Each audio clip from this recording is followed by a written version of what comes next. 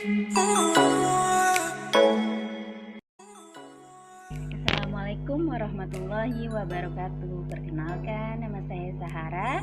NPM saya 208610400. Saya dari Prodi PGSD semester 3 Malam. Di sini saya akan menjelaskan alasan saya akhirnya memilih berkuliah di STKIP Ar-Rahmaniyah. Untuk alasan pribadi saya sendiri, kenapa saya memilih STKIP Ar-Rahmaniyah adalah yang pertama adalah ya biaya yang cukup terjangkau. Ya, untuk saya seorang ibu rumah tangga, biaya adalah alasan yang penting atau atau faktor utama yang akhirnya saya memilih untuk berkuliah di STKIP Ar-Rahmaniyah. Yang kedua adalah kualitas dari STKIP Ar-Rahmaniyah itu sendiri. Melihat dari latar belakang pendidikan dosen-dosen yang mengajar di STKIP Ar-Rahmaniyah itu sangat-sangat bagus, tentunya akan menjadi daya tarik tersendiri untuk saya berkuliah di STKIP Ar-Rahmaniyah. Yang kedua adalah saya di sini akan memberikan sedikit sudut pandang tentang kurikulum yang ada di Indonesia. Kurikulum itu bersifatnya dinamis, yaitu mengikuti perkembangan zaman, harus selalu ada pengembangan agar tidak ketinggalan zaman, tapi harus disusun secara sistematis. Nah, di Indonesia sendiri itu perkembangan kurikulum terjadi sudah beberapa kali. Kayaknya kita belum menemukan titik terbaik dari kurikulum, atau memang kita belum maksimal menjalankannya. Jadi ada beberapa kali semenjak Indonesia merdeka sampai sekarang terjadi perubahan kurikulum. Contohnya di tahun 1947, 1952, 1964, 1975, 1984, 1994, 2004, 2006, dan yang terakhir di tahun 2013 atau yang biasa kita kenal dengan Kurtilas. Nah, Kurtilas ini sampai saat ini masih kita pergunakan di Indonesia.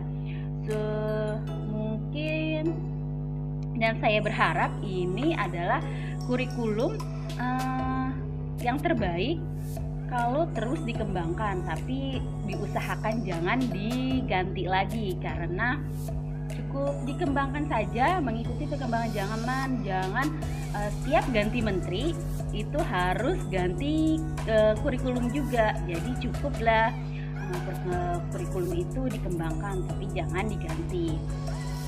Nah, Kurtilas itu sendiri sudah cukup sangat baik, mengingat dari tujuan atau tema Kurtilas itu sendiri. Nah, tema Kurtilas itu sendiri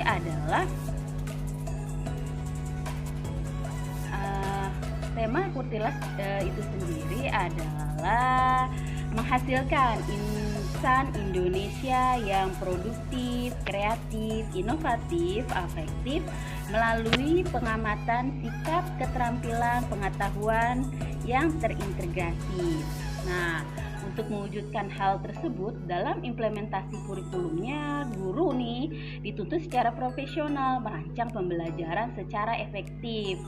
Terus harus yang bermakna, mengorganisir pembelajaran juga, memilih pendekatan pembelajaran seperti apa sih yang baik untuk cepat atau dapat diterima oleh murid. Terus guru juga dituntut menentukan prosedur pembelajaran dan pembentukan kompetensi secara efektif, serta menetapkan kriteria keberhasilan dari pembelajaran itu sendiri. Nah, dari tema itu sendiri aja Kurtilas sudah sangat baik. Jadi kalau harus diganti kayaknya nggak usah ya, tapi cukup dikembangkan kan, misalkan mengikuti perkembangan yang ada nantinya gitu. Tapi nggak perlu untuk diganti-ganti lagi gitu, karena kasihan juga misalkan dewan-dewan guru, mereka harus kalau misalkan diganti kurikulum lagi, mereka harus belajar lagi, harus kayak seperti belajar ulang untuk memahami dari kurikulum yang baru. Jadi menurut saya kurikulum itu tidak perlu diganti lagi, tapi cukup dikembangkan. Nah, gimana sih caranya supaya kurikulum itu nggak diganti setiap ganti menteri? Itu kan yang biasa kita sebut nih untuk para pengajar, kayaknya setiap menteri ganti menteri itu ganti kurikulum ya gitu. Nah, kita harus berusaha sebagai seorang guru untuk menentukan atau akhirnya mencapai goals dari tujuan si kurikulum itu tersebut.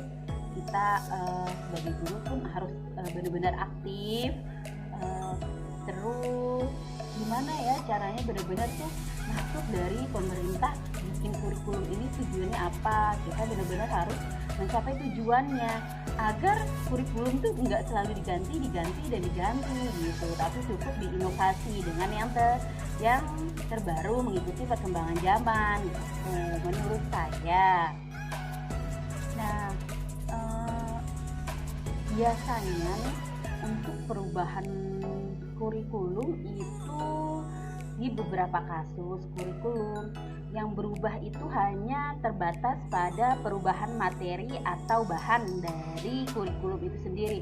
Tapi hakikatnya perubahan juga harus melibatkan perubahan pada tingkah laku dan cara berpikir seorang guru gitu. Jadinya kalau misalkan kurikulum berubah tapi cara berpikir dan cara mengajar seorang guru tetap mengikuti kurikulum yang sebelumnya, itu tetap tidak akan efektif walaupun dirubah beberapa kali kurikulum, tapi cara berpikir guru dan cara mengajarnya tetap mengikuti cara yang lama atau kurikulum yang lama gitu. Jadi sebaiknya kurikulum itu memang benar-benar harus dipahami dan dikembangkan oleh guru agar kurikulum itu sendiri berjalan dengan baik. Nah, itu sedikit pandangan saya tentang kurikulum yang ada di Indonesia. Nah, untuk kalian yang sedang mencari kampus untuk berkuliah, coba deh kamu main ke STKIP Ar-Rahmaniyah. Kamu bisa lihat-lihat di sana, karena nggak ada alasan buat kalian guys nggak kuliah di STKIP Ar-Rahmaniyah. Sekian dari saya. Wassalamualaikum warahmatullahi wabarakatuh.